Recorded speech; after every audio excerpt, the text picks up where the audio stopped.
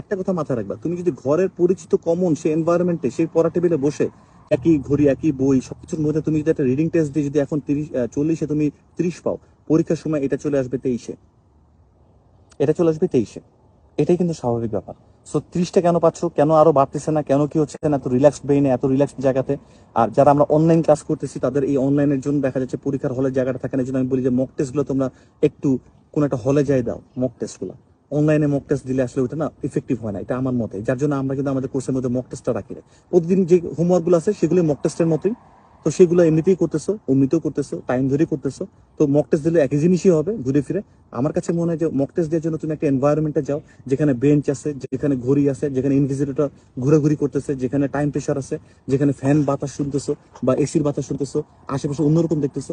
এরকম একটা পরিবেশে তুমি পরীক্ষাটা দাও, এরকম একটা পরিবেশে পরীক্ষা দাও, 7টা 8টা হোয়াট এভার ইট ইস দাও। তারপর নিজের লেভেলটা জাজ করো।